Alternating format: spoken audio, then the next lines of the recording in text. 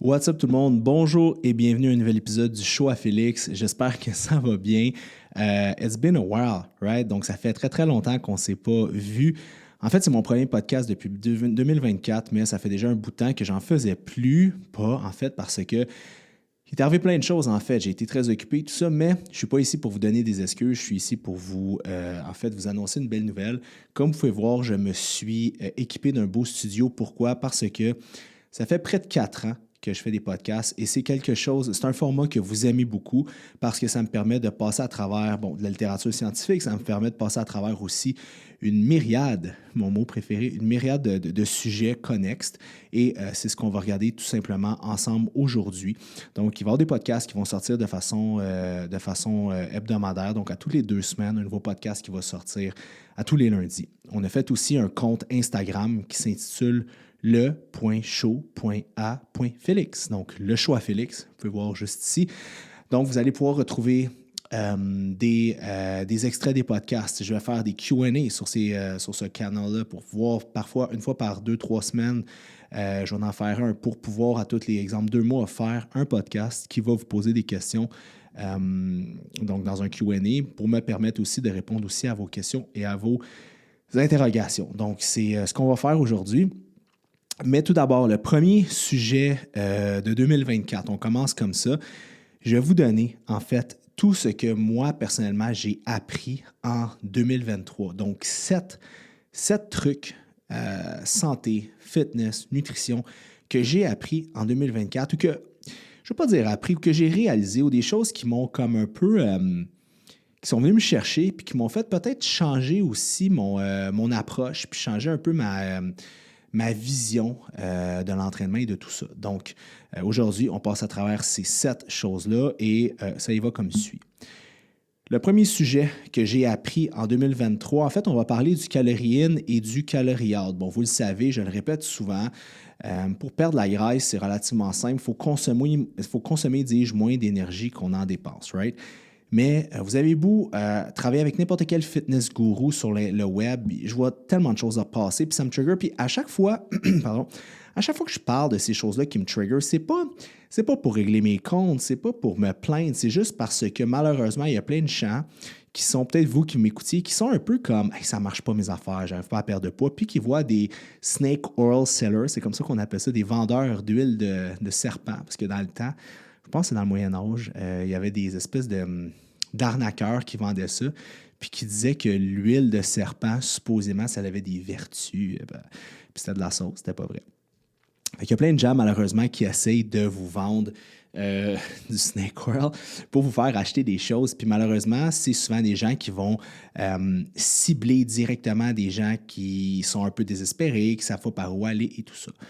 Puis malheureusement, ayant un baccalauréat en kinésiologie puis étant étudiant en biochimie, puis ça, moi, ça me trigger parce que je sais qu'il n'y a aucune façon de briser la loi de la thermodynamique, right? Fait que si tu rentres plus d'énergie dans ton système qu'il y en a qui est oxydé ou qui sort, qui est utilisé, tu ne perdras pas de gras, OK? Fait que c'est pour ça que ça, c'est une loi universelle. Ceci étant dit, il y a certaines choses que je veux parler aujourd'hui. Bien, premièrement, c'est que chaque aliment n'est pas égaux, OK? Il y a un effet thermogénique aux aliments. Ce que je veux dire par là, c'est que des protéines ont un effet thermogénique beaucoup plus élevé qu'exemple des lipides ou des glucides, OK?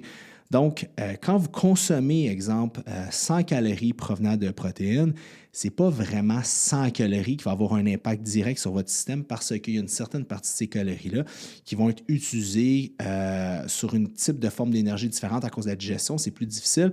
Fait que le 100 calories va être peut-être un petit peu moins que 100 calories. Puis là, quelqu'un va me dire « Ouais, mais Félix, ça veut dire que la thermogénèse, c'est pas vrai. » Non, c'est vrai. C'est juste que c'est plus difficile avec des protéines de vraiment dire « OK, j'ai 100 calories de protéines, j'ai besoin de faire un déficit de 100 calories. » C'est un petit peu plus vague que ça. La deuxième des choses, c'est les fibres. Quand vous consommez des fibres, les fibres disent, ça va avoir un impact qui est positif sur votre sensibilité à l'insuline.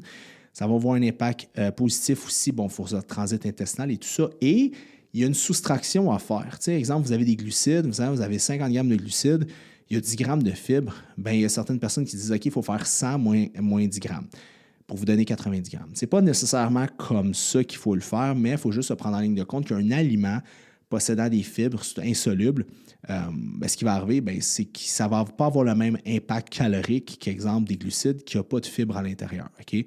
Et la troisième chose, c'est les hormones. Et la masse musculaire. Quelqu'un qui a une grande densité musculaire, inévitablement, peut consommer beaucoup plus d'énergie parce que les muscles, c'est comme des réservoirs. Okay? Plus vous consommez d'énergie, plus que les muscles peuvent suck up cette énergie-là, exemple les glucides, les protéines, and so on, un peu les lipides, et se stocker à l'intérieur du muscle au lieu d'aller se stocker sous forme de graisse. Right? Et les hormones vont avoir un impact. Un adolescent qui a son hormone de croissance est très élevé, a une meilleure capacité d'absorption, puis une meilleure capacité à gérer ce qu'il consomme au niveau énergétique que quelqu'un qui a une hormone de croissance qui est basse ou qui a une testostérone qui est basse. Okay? Donc, il y a certaines hormones clés qui vont vous aider à avoir une meilleure gestion, une meilleure répartition au niveau des aliments. C'est pour ça qu'il y a différents types d'individus qui ne vont pas avoir le même métabolisme de base. Il y a des cofacteurs génétiques, mais aussi, il y a un effet aussi hormonal. Puis je rentre aussi par là tout ce qui est fonction thyroïdienne et tout ça. Puis on va y revenir un petit peu tout à l'heure. Mais tout ceci étant dit, okay, c'est RAM, calorie in, calorie out. C'est pour ça que quelqu'un, exemple, qui a une hypothyroïdie diagnostiquée, donc une glande thyroïde qui ne fonctionne pas de la bonne façon, exemple, va avoir une plus grande difficulté à perdre du gras. Ça c'est indéniable. Par contre, qu'est-ce qu'il faut comprendre par rapport à ça, c'est que la personne doit être traitée. Elle a une condition médicale, elle doit être médicamentée. Ça peut être du synthroïde, j'ai mes réserves, sinon ça peut être du thyroïde. Il y a différents types de choses, médicaments qu'on peut prendre. Il faut parler à son médecin et à son pharmacien. Mais ceci étant dit, c'est une condition à traiter. Oui, la personne va avoir de la difficulté à perdre la graisse, ça c'est un fait, mais elle peut quand même le faire. C'est juste qu'il va falloir qu'elle consomme encore moins de calories parce que son métabolisme basal va être au repos. Donc, il va falloir qu'elle consomme moins de calories. Donc, par le fait même, malheureusement, cette personne-là, ça se peut qu'elle absorbe moins de micronutriments parce que là, ça doit consommer 1200 calories. On s'entend que c'est très bas comme chiffre. Puis, on s'entend qu'elle risque de manquer de vitamines, de minéraux, de oligo-éléments et tout ça parce que sa quantité d'aliments qu'elle consomme va être très petit. Donc, c'est le tips numéro 1, c'est qu'on garde le calorie in, calorie out en tête, mais on regarde quand même the big picture. Fait que c'est sûr que si quelqu'un vient voir et dit « Ah, c'est pas vrai les calories, j'ai entendu dire que c'est le stress. » Non. OK. Le stress, puis je vais juste faire un aparté là-dessus. Beaucoup de gens vont faire un modèle d'affaires en disant « Le stress, c'est ce qui t'empêche de perdre du poids. Le stress, c'est ce qui... » Le stress va avoir un impact négatif chez la majeure partie d'entre nous à cause de certaines cascades hormonales qui vont arriver. Donc, on va faire du glucagon et tout ça. Mais ce qu'il faut comprendre, c'est qu'il y a des gens, quand ils sont stressés, ils vont consommer beaucoup de sucre pour s'automédicamenter, parce que quand on mange du sucre, souvent, on baisse le cortisol un petit peu. Mais il y a d'autres personnes qui, quand ils sont stressés, ils ne vont pas manger du tout.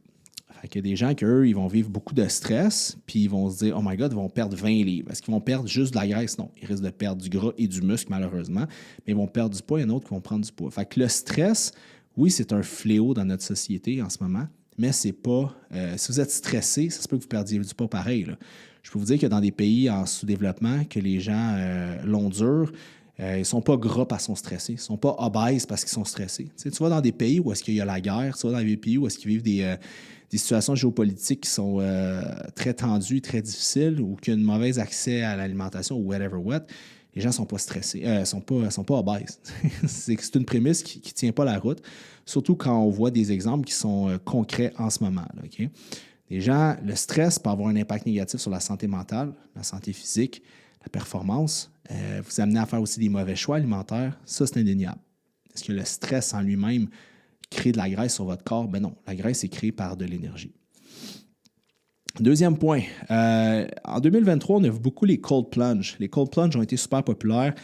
Le cold plunge, c'est quoi? C'est l'immersion dans de l'eau glacée. On parle d'en dessous de 10 degrés. Inévitablement, c'est autour de 4 degrés. Les cold plunge, il y a quelqu'un que j'adore, Andrew Huberman, neuroscientifique à Stanford, qui actuellement il parle beaucoup de tout ce qui est biohacking et tout ça, puis c'est devenu très populaire. Puis après, il y a beaucoup d'influenceurs aux États-Unis qui ont pris la balle au bon, puis qui sont partis là-dessus. Ce qui se passe avec des cold plunge, c'est que lorsque vous mettez un stress qui est inconfortable sur le système, bien, par la suite, vous allez avoir un release de dopamine. Et la dopamine, c'est une hormone qui est extrêmement puissante. On appelle ça l'hormone, si vous voulez, de la motivation. Le neurotransmetteur, de la motivation. Fait que qu'est-ce qui se passe? C'est que quand on fait des cold plunge sur une base régulière, on se sent mieux, on crée plus de dopamine, donc tout semble meilleur. Les choses goûtent meilleur, les couleurs sont plus belles, là, j'exagère, là, mais vous voyez un peu le principe. Et il y a un côté aussi très marketing, pas marketing, mais un côté très... marketing, ouais. Un côté un peu cool à faire ça parce que tu fais quelque chose que les gens ont de la difficulté à faire. Fait qu'il y a certaines personnes aussi qui vont chercher un peu cette valeur-là à travers ça. Hey, moi, je fais quelque chose qui est difficile, mais je le fais pour ma santé puis je suis quand même cool. Les gens, les adeptes de cold plunge, après plusieurs jours, souvent après 7 jours consécutifs, disent que ça bâtit d'un leur résilience. De 2, ça leur fait faire plus de dopamine. De 3, ils ont une meilleure réaction face au stress parce que lorsque le corps s'immerge dans une eau, exemple de 3, 4, 5, 6 degrés, c'est très inconfortable. Le corps se met en mode de survie et veut sortir. Donc, si vous vous forcez à rester, ça va travailler inévitablement votre résilience. Ça peut être intéressant. J'avais parlé aussi dans un podcast sur la perte de gras avancée que le fait de grelotter en sortant d'un cold plunge pourrait, selon certaines études, stimuler aussi la perte de gras. Est-ce que ça va être aussi significatif que faire 10 minutes de tapis roulant au gym? Non. OK. Mais ça peut possiblement avoir un impact. Le cold plunge, si vous décidez d'en faire, je vous recommande d'en faire quelques fois par semaine, mais pas tous les jours. La deuxième des choses, parce que qu'est-ce qui va arriver, c'est que vous allez devenir cold adapted, vous allez devenir adapté à ça, et les bienfaits ne seront plus les mêmes. La deuxième des choses, si vous voulez vous procurer un cold plunge, il y en a plein qui sont vendus sur Amazon, il y en a un peu partout. Il faut être capable de garder son eau froide et son eau propre. OK? S'il y a plusieurs personnes qui utilisent un cold plunge à la maison, moi, je vous conseille, il y a plusieurs stratégies. Vous pouvez utiliser des produits qui sont faits pour les spas en liquide que vous pouvez mettre à l'intérieur pour vous aider à garder l'eau un petit peu plus propre. Il y a d'autres façons. Si vous voulez y aller all natural, ça serait avec du sel d'Epsom, mais encore là, je trouve que ce n'est pas l'idéal. Sinon, c'est mettre des pastilles de brome et d'acheter des languettes de pH comme dans une piscine et de tester votre pH, tester votre brome puis tout ça. Je pense que c'est la meilleure façon de le faire parce que souvent, là, moi, je navigue sur les réseaux sociaux puis là, je vois des vidéos de monde qui laissent la cold plunge dehors, qui rentrent dedans puis qui le laissent de même tout l'hiver. À mon sens, c'est un peu dégueulasse là, parce qu'oubliez pas, il n'y a pas de système de filtration là-dedans. Là, okay? Fait que vous ne voulez pas non plus créer des agents pathogènes dans votre eau. Fait que vous voulez que la garde est clean. Un autre truc, si vous avez un garage, moi j'ai un cold plunge, je le laisse dans le garage l'hiver, je ne chauffe pas mon garage. Mon garage est autour de peut-être 5 degrés, 4 degrés autour de ça. Fait que mon eau reste très froide. Et je change mon eau environ 4 à 6 semaines. Quand j'ai de la visite, puis on fait des cold plunges, je la change aux 3-4 semaines. Le seul problème, c'est que si vous êtes comme moi, vous n'avez pas d'eau dans votre garage, il faut attendre une température clémente à l'extérieur pour vous permettre de plugger la hose, changer l'eau. Là, aujourd'hui, c'est comme on est quoi? On est le 10 janvier, puis là, comme il fait comme 4 degrés, fait que je sais qu'après le podcast, moi, je vais aller vider mon eau et la remplir, plugger ma hose et tout ça. Fait que c'est un peu un chiard l'hiver au Québec, mais ça se fait très, très bien. Moi, personnellement, je la laisse dans le garage pour 2 choses. Pour garder mon eau froide sans la garder glacée. Et la deuxième des choses, pour pas non plus que ça travaille la structure de plastique de mon baril. Fait que c'est quelque chose à prendre en considération. Un autre aussi élément très important au niveau de la santé, là, on a parlé des cold plunges, les fameux saunas. Moi, je me suis fait un privilège, je me suis commandé un sauna finlandais en cèdre avec des pierres et tout ça et je suis vraiment content. J'ai mis ça dans ma cour. C'est un cadeau que je me suis fait parce que ça fait bientôt 5 ans que je suis un grand fervent des saunas saunas finlandais avant que ça devienne trendy et la mode. Puis tant mieux, ça devient la mode parce que c'est une étude en 1986 et puis il y a des études plus récentes. Là, mais tu sais, la première étude qui a été faite sur les cold plunge, ça date d'auto de 1986. Ça a été fait sur un groupe d'étudiants dans la début vingtaine. Et les étudiants, en fait, il y avait un groupe d'hommes et de femmes. Ils ont testé un protocole pour l'augmentation de l'hormone de croissance. Parce que qu'est-ce qui est important de comprendre au niveau des saunas, c'est que il y a quelque chose qui s'appelle le heat shock protein au niveau du système qui peut être stimulé durant les cold plunge, durant les saunas, dis-je. Et ça vous aide à fight back tout ce qui est maladie cardiovasculaire. Il y a des études, il y a une fille qui s'appelle la Dr. Rhonda Patrick, elle a fait beaucoup d'études par rapport à ça, puis elle s'est rendue compte que plus souvent que vous faites des séances de sauna dans votre semaine, plus vous réduisez vos risques de maladies cardiovasculaires, tout facteur confondu. Donc, c'est indéniable que prendre des saunas, c'est quelque chose qui est bénéfique, dis-je, pour la santé. Donc, vous avez un sauna à votre gym, allez en faire, OK? C'est super important. Vous allez dans des stations thermales, c'est un peu cher, blanc. Mais faites-en et faites-en souvent. Maintenant, comment faire un bon sauna? Ce qu'il faut comprendre quand on fait du sauna, c'est que vous voulez que la température soit à minimum 175 à 180 Fahrenheit. OK? Je pense que c'est au couteau de 88, 90 degrés Celsius, je ne suis pas sûr, mais on va y aller en Fahrenheit, c'est plus facile.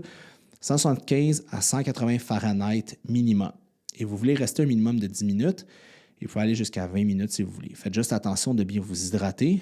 Et vous pouvez consommer aussi des électrolytes, sodium, potassium, magnésium, parce que, inévitablement, vous allez suer et vous allez dépliter ces minéraux-là. OK? La deuxième des choses, je reviens à l'étude qui était faite en 1986. Donc, c'est une étude qu'ils ont faite avec un groupe témoin d'hommes et de femmes. Puis, en fait, ce qu'ils ont testé, c'est qu'ils ont testé un protocole pour augmenter l'hormone de croissance. OK? Ils faisaient 2 heures de sauna par jour. Et puis, supposément que l'hormone de croissance montait de 14 fois le taux voulu. L'hormone de croissance, j'en parlais précédemment un peu plus tôt, c'est ce qui va vous aider à avoir une meilleure oxydation des graisses, meilleure récupération. C'est l'hormone anti-âge, si vous voulez. OK? Donc, il y a un YouTuber récemment qui a fait le test. En fait, il a testé ce même protocole-là. Donc, il a fait 30 minutes de sauna le matin à 190 Fahrenheit, 3-4 minutes de break avec une douche froide, et après, il a fait un autre 30 minutes. Et en soirée, il a fait la même chose. Fait qu'il a fait 2 heures totales, c'est ce qu'il a fait dans les études. Et le lendemain, il est allé faire tester il a fait ses tests d'hormones de croissance la veille du test, et il a fait ses tests d'hormones de croissance après avoir fait les saunas. Et son hormone de croissance avait monté de 17 fois sa norme. Fait it works. OK? Ça fonctionne. Par contre, il faut le faire seulement une fois par semaine parce que si vous le faites de façon répétitive, inévitablement, il va y avoir une adaptation, donc les résultats ne seront pas les mêmes. Mais si vous dites, OK, moi, je suis un athlète, je fais des Ironman, je m'entraîne fort, je veux juste ralentir le vieillissement et tout ça, et vous avez accès à un sauna, que ce soit à votre gym, que ce soit dans une station thermale ou quoi que ce soit, ben c'est le protocole à suivre pour avoir des bienfaits dans mon croissance dans un contexte de fitness. Encore là, je le répète, il faut que la température soit assez chaude. N'oubliez pas, dans un sauna, plus vous êtes assis en bas, plus que c'est froid. Plus vous êtes assis, dis-je, en haut, plus que c'est chaud. D'autres choses aussi, quand vous mettez de l'eau sur des pierres, OK, ça ne va pas réchauffer le sauna, ça va le refroidir. Parce que qu'est-ce qui se passe, c'est que sur le coup, vous avez comme chaud, mais après, ça refroidit la pièce. Pourquoi? Le but de mettre de l'eau sur les pierres, c'est que vous augmentez l'humidité. Et quand vous mettez de l'humidité, c'est beaucoup plus facile de respirer. Parce que si vous êtes dans un sauna, je vous le dis, là, à 180 Fahrenheit, là, c'est quand même dur à toffer. Okay? Fait que le fait de mettre de l'eau sur les pierres, ça va vous aider l'humidité, vous allez mieux respirer. Fait que ça, je vous dirais que c'est la deuxième des choses au niveau du deuxième point, les saunas. La troisième des choses, c'est la fameuse lumière dans les yeux. Hein? J'en parlais, c'est drôle, j'ai revu un vlog de moi de 2016 que je parlais de la lumière au niveau de la rétine de l'œil, qui stimule la mitochondrie, la petite batterie au niveau de la cellule. Puis récemment, on en parle de plus en plus. Fait que qu'est-ce qui est important, c'est que quand vous êtes à l'extérieur, essayez, s'il vous plaît, le moins possible de mettre des lunettes fumées. Je sais que c'est beau, je sais que c'est sexy, je sais que ça paraît bien. Même moi, je me trouve beau avec des lunettes fumées. Je trouve que j'ai des cernes, puis je trouve que ça paraît moins. Puis bref, je vais laisser mes enjeux personnels de côté dans le podcast. Mais c'est ça. Mais essayez quand même d'avoir un contact de la lumière directement au niveau de la rétine de l'œil. Ça va vous aider à stimuler la mitochondrie, qui va vous aider aussi à produire de l'énergie. OK? Une autre chose aussi, la lumière au niveau de la rétine de l'œil va inhiber la mélatonine. En inhibant la mélatonine, dis-je, ça va vous aider à avoir aussi plus d'énergie le matin et à réguler votre courbe éveil-sommeil. Fait que la première des choses, je vous dis le matin quand vous vous levez, s'il fait encore noir, blastez toutes les lumières, je l'ai déjà dit, blastez toutes les lumières dans la maison pour avoir cette espèce de lumière-là, pour mimiquer un peu la lumière naturelle. Mais as soon as il y a de la lumière à l'extérieur, allez tout de suite à l'extérieur et profitez-en. L'hiver, c'est moins facile à cause qu'il y a moins de lumière, donc essayez de rester plus longtemps à l'extérieur. Et l'été, vous pouvez y aller un petit peu moins longtemps. Mais il faut commencer votre journée avec ça. Si vous voulez aussi, vous avez la misère à dormir le soir, je vous recommande fortement aussi d'aller passer un moment à l'extérieur lors du coucher de soleil. Ça va aider aussi à votre corps à comprendre que le soleil se couche et à travailler au niveau de votre cycle circadien. Fait que ça, c'est sur mon deuxième point, sur des tweaks qui ont été apportés, que j'ai comme vérifié puis que ça a comme été justifié en 2023. Troisième point, la dopamine. Hein? La fameuse dopamine. On en a entendu beaucoup parler. J'ai fait un podcast juste là-dessus. Mais c'est quelque chose que pour moi qui a changé ma vie. Puis ça a changé la vie aussi à mon meilleur ami, Olivier. C'est un gars que Ben, pour une raison ou une autre, il n'était pas nécessairement dans un protocole en particulier. Puis là, il a commencé à mieux comprendre sa dopamine et tout ça. Et ça l'a changé du tout au tout. Ça a changé le gars. Il est vraiment. Il s'est optimisé, mais de façon vraiment drastique. Perdu plus de 30 livres. Meilleure énergie, meilleur focus, meilleure attitude. Bref, life-changing experience. OK? Et comment stimuler cette fameuse dopamine? La dopamine, on dit que c'est souvent le neurotransmetteur de la motivation. Donc, si votre dopamine elle est basse, malheureusement, ben, la motivation va être basse aussi, right? Ça vient avec. Et si elle est haute, la motivation va être haute. Okay? On dit souvent des choses que vous pouvez faire des choses qui sont, on dit dopaminergiques. Okay? Ça, c'est des choses qui stimulent la dopamine. Puis souvent, bon, vous avez, j'imagine, votre pensée dans la tête. Ce qui est dopaminergique dans notre tête, c'est comme le sexe, la drogue, le jeu, bon, tout ces all that good stuff-là. Mais la réalité aussi, c'est que la dopamine est boostée quand vous faites quelque chose que vous n'aimez pas et que vous le faites et puis vous le menez à terme. J'ai un exemple. Je vais prendre l'exemple de David Goggins. J'ai écouté une entrevue récemment. Il disait, vous savez c'est qui? C'est un gars qui court des ultramarathons. Il court tout le temps. Puis lui, c'est une façon de se punir et de stimuler sa dopamine parce qu'il dit qu'il déteste courir. Même après toutes ces années-là, il déteste courir et c'est pour ça que la course est dopaminergique chez lui. Si vous adorez la course, oui, après, vous allez faire des endorphines et tout ça, mais vous n'allez pas faire ou très peu de dopamine. C'est très important de comprendre ce point-là. La dopamine va augmenter si vous faites quelque chose que vous n'aimez pas. Quand vous commencez à aimer cette tâche-là, vous ne faites plus de dopamine à la fin. Fait que c'est pour ça que faire des choses que vous n'aimez pas sur une base régulière vous aide à tempérer votre dopamine. Qu'est-ce que je veux dire par là? Parce que il y a certaines personnes qui vont, exemple, la fin de semaine, faire le party, boire, qui mettent des couches de dopamine, tu sais, de la drogue, ça va faire la dopamine, l'alcool, le sexe, whatever what. Ils vont monter leur dopamine tellement haut que qu'est-ce qui se passe, c'est que quand il va arriver le lundi, la dopamine va être rendue en bas de la maintenance normale, donc ils vont se sentir dépressifs, OK? Parce qu'ils vont l'avoir montée artificiellement tellement haute qu'ils ne pourront plus la gérer de la bonne façon, right? Donc, c'est important de comprendre qu'est-ce qui peut augmenter la dopamine de façon naturelle. Donc, faire des choses que vous n'aimez pas va vous permettre d'avoir une meilleure gestion de cette dopamine-là et de la monter de façon naturelle sans qu'elle pique et qu'elle crash. C'est pour ça, souvent, on voit les gens qui rentrent le lundi matin, j'ai besoin de 8 cafés. Pourquoi? Parce que le café, c'est dopaminergique. Okay? Fait que, c'est juste qu'une fois que vous comprenez un peu comment gérer votre dopamine, comment la gestion de dopamine occure, bien, ça va vous aider à avoir une meilleure gestion de simplement de votre santé mentale. Okay? Fait que, voilà. Quatrième point, ça m'amène à parler de la motivation versus la discipline. On se promène sur les réseaux sociaux, c'est galvaudé partout. Ah, you need discipline. Parce que la motivation, tu n'en as pas tout le temps, mais la discipline. La réalité, c'est que même la discipline, tu ne pourras pas l'avoir tout le temps. Okay? Personne n'est discipliné. Vous n'êtes pas des Navy SEALs, vous n'êtes pas des soldats. Je veux dire, c'est ça. Fait que c'est très difficile d'être toujours discipliné. Puis la réalité, c'est que même les gens qui disent qu'il faut de la discipline, des fois, tu vois, 2 semaines après, ils font une vidéo, puis là, ils sont là, ces temps-ci, ça va pas bien, je ne suis pas motivé, mais là, je me raccroche. Tu sais, c'est très difficile d'être discipliné, OK? On n'est pas tous puis là, je reparaphrase des David Goggins de ce monde, right? Fait qu'il faut travailler sur la motivation. Puis là, le monde dit, ouais, mais là, la motivation, c'est éphémère. Oui, mais encore là, qu'est-ce qui stimule la motivation? La dopamine. Comment stimuler la dopamine? Directement ce que je vous ai dit. Fait que si vous avez un équilibre de vie qui est sain, si vous faites les bons choix dans votre vie, inévitablement, votre dopamine va être mieux gérée. Et si vous voulez vous aider des moments que vous ne voulez pas aller au gym pour augmenter votre dopamine, rien ne vous empêche pas de prendre un pré-workout avec un peu de caféine à l'intérieur. Pourquoi?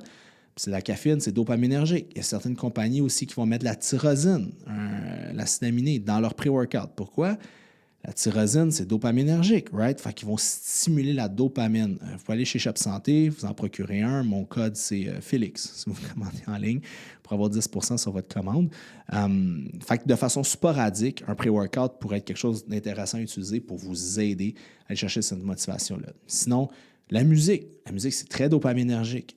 La nouveauté, novelties, c'est la chose la plus dopaminergique. Pourquoi les gens qui sont dans des relations éphémères et frivoles sur l'ensemble des sites de rencontres? Bien, ils se tannent vite. Bien, c'est que quand tu t'habitues à quelque chose et que tu ne comprends pas que l'excitation que tu avais du moment qui est descendue, c'est pas que tu as perdu intérêt en l'autre personne, c'est juste que tu fais moins de dopamine. Fait que là, tu as besoin d'aller voir quelqu'un d'autre, puis quelqu'un d'autre. Puis là, à un moment donné, tu te rends compte que tu es dans un cercle vicieux, puis que ça s'en va nulle part parce que tu fais juste écouter tes désirs pour stimuler ta dopamine, mais que tu te rends compte que tu bâtis jamais rien. Hein? Mais à ce moment-là, c'est ça. Fait que c'est très dopaminergique faire des nouvelles rencontres. La nouveauté est très dopaminergique. Puis il faut comprendre que c'est pour ça qu'il y a des gens qui changent tout le temps de programme, changent tout le temps de programme, puis quand ça fait comme 2 semaines, ils sont sur le même programme, ils sont comme « Ah, mon programme ne marche plus, j'aime plus ça ». C'est juste que tu fais un peu moins de dopamine, which is a good thing, parce que qu'est-ce qui va se passer? C'est moins dopaminergique sur le coup, donc tu vas faire peut-être quelque chose que tu n'aimes pas, donc tu vas avoir une meilleure gestion de ta dopamine parce qu'elle va le monter de façon naturelle et non artificielle, donc elle va rester élevée plus longtemps. Un autre point aussi que j'ai appris, en 2023, j'ai commencé aussi à consommer des antidépresseurs. Ça faisait très, très longtemps que... Moi, je suis en thérapie depuis 3 ans. Puis 1 an avant, fait que, mettons, en tout et partout, 4 ans, régler plein de problèmes de santé mentale, plein de problèmes de ma vie que je traîne depuis l'âge de l'enfance à l'adolescence, puis que malheureusement, ces enjeux-là sont encore présents. By the way, si vous n'avez pas les sous pour aller voir un psychologue, parce que c'est quand même cher, je recommande un livre qui s'appelle « Je réinvente ma vie ». Moi, ça a été un livre qui m'a fait... si j'avais lu ce livre-là à la base, j'aurais probablement sauvé 45 minutes, 1 an de thérapie, 45 minutes, 45, je veux dire, 10 mois à 1 an de thérapie. Okay? C'est un livre qui est incroyable. Je ne me rappelle plus de l'auteur. C'est un psychologue reconnu. Puis ça parle des schémas qu'on a en thérapie. Bref, je ne vais pas rentrer dans les détails, mais vous avez un petit quiz à faire au début qui détecte un peu vos schémas problématiques et comment les régler, comment travailler dessus. Bref, c'est un excellente œuvre que je vous recommande fortement. C'est un outil thérapeutique, fait que c'est pas un roman harlequin, là, fait que capotez pas. C'est ça. Fait que ça, c'est ce que je peux vous dire. Donc, pour revenir à mes moutons, c'est ça. Et ça faisait plusieurs années, malheureusement, malgré la thérapie, malgré tout ça, j'avais de l'anxiété, j'avais des choses à ce niveau-là qui ne voulaient pas se régler, malheureusement, malgré les outils, malgré la compréhension de soi et tout ça. Et j'ai parlé avec ma psychologue, puis elle m'a dit, écoute, Félix, d'après moi, tu as l'amygdale dans le cerveau qui est hypertrophiée. L'amygdale, c'est quoi? C'est une partie au niveau du cerveau qui travaille au niveau de la peur et des mécanismes de défense. Fait que probablement à l'âge de l'enfance à l'adolescence, je vous dis, bon, je ne suis pas en thérapie, là, je ne vous expliquerai pas tous les tenants aboutissants de ma vie, mais j'ai dû probablement avoir cette partie de mon cerveau-là hypertrophiée pour réagir à des peurs et des stress externes que j'ai vécu étant enfant. Et malheureusement, ça reste hypertrophié toute sa vie. Donc, vous allez beau faire des cold plunges, du sauna, des lumières dans les yeux, bien dormir, vous entraîner. Ça se peut que vous ayez besoin d'une médication. C'est pour ça que moi, je vous conseille d'ouvrir la discussion avec votre médecin de famille qui peut lui-même vous prescrire une molécule ou même aller voir. Moi, j'ai été allé voir un psychiatre par la suite pour avoir vraiment la crème de la crème, pour vraiment trouver la bonne molécule pour moi. Et la première que j'ai essayée, ça n'a pas fonctionné. La deuxième, ça a fonctionné. Et on a trouvé le bon dosage. Et maintenant, ça m'aide. Les gens me demandent souvent, c'est quoi, mettons, prendre l'antidépresseur, c'est quoi la différence? La différence, c'est que quand tu es anxieux, le bouton reste collé moins longtemps. Vous comprenez ce que je veux dire? Des fois, on se fait des peurs, puis ça, puis là, on est anxieux, puis on se fait des idées. Bien, on dirait que le bouton là, qui est collé, il décolle peu même. Je fais comme, ben là, regarde, laisse aller, là, ça sert à rien. Puis je rationalise beaucoup plus facilement. Est-ce que ça a amené des impacts négatifs dans ma vie? Absolument pas. Je n'ai que du positif à dire. Est-ce que je vais prendre ça toute ma vie? Je ne sais pas, probablement. Peut-être si un jour je suis plus sur les réseaux sociaux puis je règle tous mes bobos, peut-être que j'en aurai plus de besoin. Mais pour l'instant, c'est ça. Fait que je voulais juste m'assurer de parler de ce point-là pour enlever un peu les stigmates qui sont. Parce que malheureusement, c'est encore très... il y a encore beaucoup de jugements sur la médication par rapport à la santé mentale. Tu sais, on est en 2024, on n'a jamais vécu aussi longtemps, mais on a certains professionnels de la santé qui nous disent « Ah non, il ne faut pas que tu consommes des médicaments, c'est dangereux. » Non. On vit jusqu'à 100 ans maintenant. Oui, Big Pharma, tout ça, comme I get it, right? Mais je pense qu'on a fait des bonnes choses aussi dans la science puis dans la pharmaco. Fait que je pense qu'il faut aussi être capable de le reconnaître. Une autre chose que je me suis rendu compte cette année, c'est la puissance de certains suppléments que je n'avais pas tendance à prendre, comme des EAA, des Essential Amino Acids. Des EAA, en fait, c'est vos acides aminés essentiels que vous avez besoin. Il y a de ça pas très longtemps dans notre galaxie, on avait du BCAA, Branch Chain Amino Acids, qui était de la leucine, de l'isoleucine et de la valine. c'était les acides aminés qui se retrouvent en majeure partie dans le tissu musculaire. Donc, on disait, si tu consommes des EAA, des BCAAs durant tes entraînements, tu vas être moins catabolique. Donc, ça va te permettre de perdre moins de tissu musculaire parce que vous savez, quand vous entraînez, vous brisez de la fibre musculaire. Et récemment, dans les dernières années, on a les compagnies de suppléments ont commencé à sortir des EAA, Essential Amino Acids. Donc, ce n'est pas juste 3 acides aminés, c'est tous les acides aminés essentiels. Ce qui est intéressant là-dedans, c'est qu'en plus d'être anticatabolique, c'est anabolique aussi. Et j'avais lu un papier, je ne sais pas si c'est réel, je ne pourrais pas le quote on quote, mais qui disait qu'un exemple, un 15 grammes de AA serait l'équivalent d'un 30 grammes de protéines à cause du fait que c'est les acides aminés qui sont purs, puis vous n'avez pas nécessairement besoin de les digérer. Fait que c'est côté intéressant. Fait que moi, puis je dirais pour avoir un dosage qui est important, là, on parle d'un maximum, selon les études, de 15 grammes, 12 à 15 grammes de AAA dans votre journée. Peu importe où, moi je vous conseille de le prendre durant vos workouts. Moi, je suis quelqu'un qui a tendance à ne pas manger les 2-3 heures avant de s'entraîner, puis des fois, ça va me prendre 1 heure avant d'aller manger, parce que bon, je ne suis pas parfait, puis on a tous une vie un peu challengeante, fait que c'est ça. Mais je m'assure toujours d'avoir un 15 grammes de AA que je consomme durant l'entraînement. Une autre chose que je prends aussi durant l'entraînement, c'est combiner les glucides. Il y a une hormone très anabolique qui s'appelle la IGF-1, Insulin Growth Factor, et plus que tu vieillis, plus ton IGF-1 diminue. C'est une bonne chose parce que l'IGF-1, entre autres quantités, peut être lié à des cellules cancéreuses. Donc, bon, le corps anabolise et catabolise. Hein? On est bébé, on grandit, on vieillit, puis après, on devient vieux, puis on meurt. Right? Mais l'IGF-1 va diminuer, puis l'IGF-1, c'est quand même une hormone qui est très anabolique. Puis une façon de la stimuler aussi, c'est péri-workout. Autour de vos entraînements, avant, pendant ou après, vous consommez des glucides. Fait que moi, comme je dis, je n'ai pas toujours le temps de m'alimenter de la bonne façon avant mes entraînements, mais je m'assure durant mes workouts de rentrer au moins un 30 grammes de glucides avec mes EA. Qu'est-ce que je prends? Bien, des fois, je change un peu de mélange, mais je prends souvent de la dextrine cyclique, cluster dextrine. Je me suis rendu compte que c'est tellement rapide, ça rentre directement dans la cellule et combiné avec des EA, c'est ce qui m'a donné le meilleur résultat. Par contre, ce qui arrive, c'est que si je ne mange pas 1 heure ou 1h30 après, j'ai tendance à tomber en hypoglycémie. Mon sucre drap, je l'ai déjà testé autour de 3,8, 4. Fait que je fais le croche un peu. Fait que c'est juste d'aller manger après. Mais c'est quelque chose que moi, j'ai découvert et que j'aime beaucoup. J'ai aussi, en 2023 aussi, j'ai suivi différentes formations. Bon, je lis beaucoup de choses, mais je fais aussi des formations à l'externe. Et j'ai vu avec Christian Thibodeau aussi une formation sur la nouvelle littérature scientifique concernant l'hypertrophie. Et j'ai mieux compris un peu comment l'hypertrophie, parce que tu sais, on se disait toujours, OK, il faut créer du dommage musculaire, c'est un incontournable quand tu fais de l'hypertrophie, blablabla. Et malheureusement, tu en as besoin de dommages musculaires pour hypertrophie. Mais la réalité, c'est que c'est non. Tu sais, un muscle qui est blessé, puis un muscle qui hypertrophie, c'est 2 mécanismes différents. OK? Pour récupérer du muscle et hypertrophie, c'est 2 choses différentes. Fait que ce que je comprends, en fait, ce qu'on comprend dans la nouvelle littérature, c'est que si vous blessez trop un muscle, le muscle va prioriser guérir au lieu de grossir. Okay? Fait qu'il faut... Du volume, c'est correct en entraînement, tout ça, puis je vais y revenir tout à l'heure.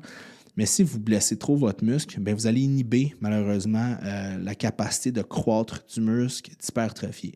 Fait que ça ne vous sert à rien là, d'être balls to the walls puis de vous entraîner comme des déchaînés, de faire 24/7 à l'échec. Non, ça ne sert à rien. Okay? Vous allez probablement pas atteindre des résultats parce que la récupération que vous allez avoir, ça va être juste pour récupérer ou régénérer votre muscle qui est blessé, mais ne jamais hypertrophier.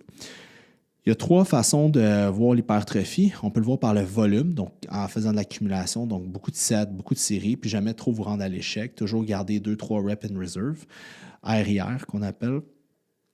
Une autre façon, c'est d'y aller avec de la progressive overload, donc une surcharge progressive, c'est d'augmenter de 2 à 5 % ses charges de façon sporadique et d'uniquement focusser là-dessus. Et une autre stratégie, c'est basé sur l'effort, l'intensité. Donc, être capable de mettre plus d'intensité de workout en workout et de vous rendre vraiment à l'échec musculaire et au-delà. Les 3 stratégies fonctionnent. Il faut être capable de les faire en cycle. Puis il y a certaines personnalités qui vont mieux réagir qu'à d'autres. Nous, en bureau, en clinique, on fait un test de neurotyping pour voir un peu le type de personnalité des clients, pour voir un peu de quelle façon on devrait travailler avec ce client-là. Est-ce qu'il c'est quelqu'un qui aime plus le volume, plus l'intensité, tout ça.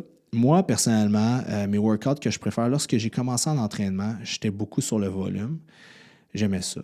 Et malheureusement, j'ai atteint un pic parce que je suis comme un, je sais pas comment l'expliquer, un cheval de course, là. Fait que moi, je suis capable d'en prendre, puis je vais me surentraîner. Je suis ce genre de gars-là. Puis quand j'ai découvert en 2023 plus que j'ai commencé à mettre plus l'emphase sur des entraînements où est-ce que tu favorises l'effort, effort-based workout, il y a un monde qui s'est ouvert à moi. OK? Je donne un exemple. Mettons, je vais faire un exercice, un chest press ou un hip thrust. OK? Je vais faire 5 séries. Première série, 50% de mon 8 répétitions. Fait que mettons la charge que je serais capable de faire à 100% pour 8 répétitions, qu'après 8 répétitions, je serais défoncé. Je prends 50% de cette charge-là. Par la suite, 75%. Par la suite, 85%.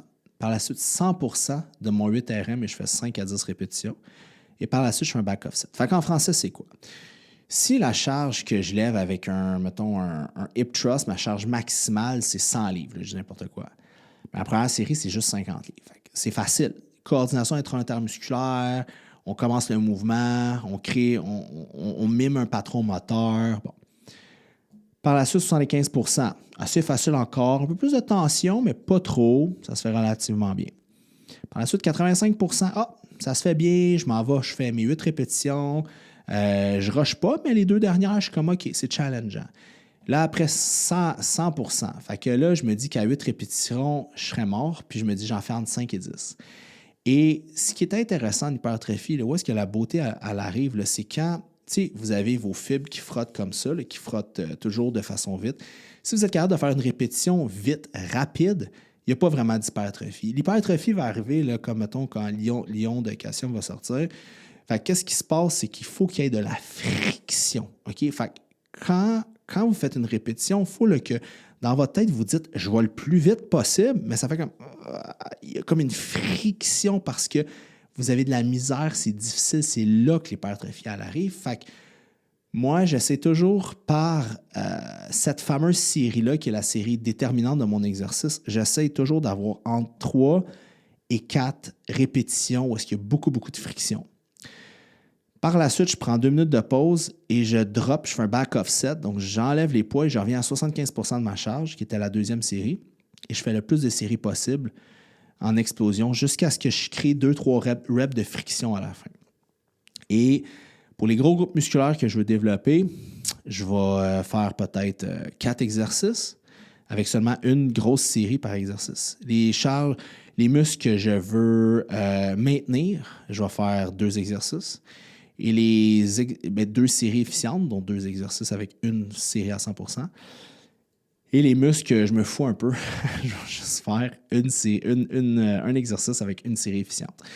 Donc, c'est une façon de bâtir votre volume aussi, parce que vous ne pouvez pas vous entraîner comme ça, balls to the walls, sur à peu près tous les muscles, tout le temps, intense. Vous voyez, fait qu'il y a une seule série par exercice qui est vraiment challengeante. Donc, votre build-up au début, c'est un build-up pour cette série-là qui va avoir des répétitions bien spécifiques, qui va créer beaucoup de friction puis qui va induire l'hypertrophie. OK? Fait que ça aussi, c'est quelque chose que moi, personnellement, j'ai mis de l'avant et j'ai vu beaucoup de résultats. Meilleure récupération et mes charges, mon Dieu, c'est pas un entraînement avec de la surcharge progressive, mais mes charges augmentent tellement. Et une autre chose aussi, avant, je m'entraînais 7 fois par semaine et j'ai descendu ma musculation 5 fois par semaine et mes workouts durent maximum en musculation 40 minutes, 45 minutes. Si vous êtes plus d'1 heure de temps au gym, vous êtes en train de vous faire des amis, vous n'êtes pas en train de pousser parce que c'est très... Vous allez au gym, là, mettez vos écouteurs, là, puis vous êtes là pour travailler, OK? Une autre chose que je peux vous donner en conseil, si vous êtes en maintenance, vous ne voulez pas prendre de gras, vous voulez perdre du gras, entre vos séries de musculation, marchez. Ça va vous permettre, moi, sur un entraînement, écoutez, un entraînement de 45 minutes, je suis capable de cumuler 1500, 2000 pas, juste entre mes sets, parce que je marche, je vais boire de l'eau, je me promène, je ne reste pas assez à texter. OK? Ça va vous aider à augmenter votre NEAT, Non-Exercise Activity Thermogenesis, qui va vous aider à augmenter votre métabolisme. Une autre chose aussi, ce que j'ai incorporé, c'est mon dernier point, numéro 7, j'ai dig down beaucoup dans les recherches puis le travail d'un gars qui s'appelle Peter Attia. médecin aux États-Unis, qui est il est vraiment intéressant. Puis il parle beaucoup de longévité. C'est un peu son cheval de bataille. Puis il parle du cardio en zone 2. OK. Cardio en zone 2, c'est quoi? C'est un cardio... Je vais vous dire un peu comment le calculer, mais c'est plus compliqué que ça. OK? Il faudrait faire des tests et tout ça. Mais vous donner une idée, là, c'est 180 moins l'âge. OK? Fait que vous avez 20 ans, c'est 160 battements par minute. OK? Vous donnez une idée. Mais encore là, c'est variable selon les individus, tout ça. Ce qu'il faut comprendre de ça, quand vous arrivez en zone 2, c'est que zone 1, là, vous marchez sur une petite pente, c'est facile, vous pouvez avoir une grosse discussion avec votre chum ou votre blonde à côté, il n'y a pas de problème. Mais c'est un peu sportif, là, mais c'est ça. Zone 2, c'est comme, vous êtes capable de parler, mais c'est pas aussi fluide, c'est pas facile. Zone 3, vous êtes plus capable de parler. Là. C'est plus difficile. La zone 2, je trouve que c'est une zone dure à maintenir parce que tu peux pas mettre du gaz, pas comme let's go, le gaz dans le fond, puis mais en même temps, c'est pas relax. Fait que c'est comme un entre-deux fatigant. C'est comme diraient les Français, c'est comme un footing. Tu sais, un petit footing, là. C'est comme un jogging du samedi matin, bien relax. Okay? Mais ce qui est intéressant aussi, c'est que quand tu parles à des athlètes de Ironman, j'en connais plusieurs ou qui font des sports d'endurance, ben le zone 2 représente quasiment 80% de leur entraînement parce que c'est une bonne façon de bâtir du volume, du millage au niveau de la cardio, augmenter ton endurance. Mais moi, ce que j'aime du zone 2, c'est que ça augmente la mitochondrie. Donc, cette fameuse petite batterie-là là, que je parlais le matin, là, qu'on stimulait avec la lumière, là, on peut l'augmenter et ça augmente le métabolisme. Comme dirait Greg Doucette, « You're gonna be a better butter burner », fait qu'un meilleur brûleur de graisse. Mais aussi, ce qui va être intéressant, c'est que c'est corrélé directement avec l'augmentation au niveau de la longévité. Vous allez vivre plus longtemps, which is a good thing, right? Fait que c'est pour ça que le zone 2, moi, c'est quelque chose que j'ai incorporé. Quand je finis mes entraînements de musculation, je vais faire un 15 minutes de cardiovasculaire, 10 minutes en zone 1, 5 minutes en zone 2. Et les 2 journées que je ne fais pas de musculation, je vais faire du cardio. Je vais essayer de faire 45 minutes de cardiovasculaire et je vais essayer de faire un 20 à 30 minutes en zone 2. Donc, tout ça cumulé ensemble, fait ma partie aussi cardiovasculaire de ma semaine. Fait que ça, c'est important. Troisième des choses, au niveau du set, j'ai trouvé une application qui s'appelle Pliability. Je ne suis pas relié avec Pliability, je n'ai pas de part dans cette entreprise-là, mais j'ai cherché longtemps pour trouver la meilleure application pour la mobilité. Moi, j'ai plusieurs blessures là, avec le temps, dont j'ai eu 2 hernies discales, donc une L5-S1 à gauche. Et mon nerf sciatique est souvent comprimé, irrité. OK? Quand je fais ma mobilité, j'ai l'impression que ma gaine, comme ça glisse mieux, mon nerf sciatique est en meilleure santé, puis j'ai une meilleure amplitude de mouvement, right? La même chose que, tu sais, des gens qui ont de la misère à recruter leurs fessiers. Ah, mes fessiers, Fait que là, ils vont sur Internet faire des marcher sur le côté avec les élastiques, c'est cool. C'est bon pour stimuler le fessier. Ce qu'il faut comprendre, c'est que si votre adducteur est trop tight, l'adducteur, c'est l'intérieur de la cuisse, malheureusement, le fessier va être inhibé, donc ça va être beaucoup plus difficile pour vous de le recruter. Une autre chose, si votre ischio-jambier est très fort, moi j'ai un ischio-jambier qui est comme, on dirait une demi-lune, il est vraiment bombé derrière ma cuisse quand j'ai des jeans un peu plus serrés, comme on dirait un quad, mais de l'autre bord. Donc j'ai un ischio-jambier qui est très fort. Qu'est-ce que vous pensez? L'ischio-jambier, plus gros muscle, beaucoup plus fort que le fessier, il prenait toute la tension de mon fessier. Fait que tout allait dans l'ischio, tout allait dans le bas du dos. Donc, ce qui arrive, c'est que ça crée une boucle d'inhibition au niveau du fessier, donc une atrophie, donc moins de force. Fait que pour revenir à Pliability, quand vous faites de la mobilité, ça vous aide à relâcher les hanches, ça vous aide à ouvrir, à relâcher l'adducteur. Donc, ça permet de régler ces petits problèmes-là que vous pouvez potentiellement avoir. Ça vous aide à les régler et ça vous aide aussi par le fait même à avoir un meilleur recrutement. Et c'est un bon retour au calme. Des entraînements, puis dans Pliability, ce qu'il fait, c'est que ces entraînements, c'est de la flexibilité, là, si vous voulez, mais avec des mouvements que vous tenez 2, 3, 4, 5 minutes. Le fait de tenir un mouvement en flexibilité longtemps et que vous relaxez, ça c'est l'autre élément bien important, il faut relaxer quand vous faites votre flexibilité. Si vous ne relaxez pas, vous n'avez pas les bienfaits. Si vous arrivez, dis-je, à relaxer, exemple, vos hanches, vous arrivez à relaxer tout ça, ça va vous aider à chercher l'amplitude de mouvement, mais ça va aussi relaxer votre corps. Si vous avez un système sympathique, parasympathique, là, ça va vous aider. Fait que quand vous le faites en fin de journée, après une douche, moi je le fais en pyjama, là, genre en petite legging puis en t-shirt, là, je dors vraiment mieux. OK? Fait que ça, c'est quelque chose aussi qui a changé beaucoup de choses dans ma vie, c'est faire de la mobilité le soir, des longues séances, des séances de 20 minutes. Des fois, je fais des séances de 50 minutes. Puis, c'est tout ça important qu'à faire de la musculation. C'est tout ça important. À un moment donné, on avance en âge, puis on se rend compte que c'est bien beau avoir des gros biceps, puis des gros pecs, puis des fesses bombées, puis des... Bon, vous comprenez ce que je m'en vais avec ça, mais la réalité, c'est que vous voulez être capable de vous pencher, ramasser un crayon sans avoir mal. Vous êtes capable de jouer avec vos neveux, nièces, vos enfants, si vous en avez. Vous êtes capable de courir avec votre chien. Vous voulez être mobile, vous voulez être capable de tout faire ce que vous avez à faire. Vous voulez être complet. En ce moment, il y a une grande mode sur les athlètes hybrides. Hein. C'est comme, j'entends ça partout. Hybrid athlete, c'est le fait d'être fort, d'être endurant, tout ça. Mais ce qu'on oublie souvent, c'est que pour moi, au-delà d'être un athlète hybride, d'être un humain hybride, c'est d'être capable d'avoir une belle mobilité, d'être en forme, de tout faire ce qu'un humain normal peut faire. Tu sais, des Ironman, c'est le fun, mais c'est pas, on n'est pas fait pour faire ça comme à tous les jours. Tu sais. Le but, moi, c'est de vieillir en santé, d'être bien dans ma peau, mais que tous mes marqueurs de prise de sang soient optimaux et d'être capable de tout faire sans me blesser. Tu sais, il y a beaucoup de sports, que ce soit du bodybuilding, que ce soit du CrossFit, que ce soit des lactose, whatever. Souvent, il y a des rendez-vous, souvent en physiothérapie, parce que le monde, hey, je me suis blessé là, je t'ai irrité là. C'est un sport. On demande à la machine, on pousse la machine, which is very nice. C'est vraiment bon, tu sais, mais c'est extrême.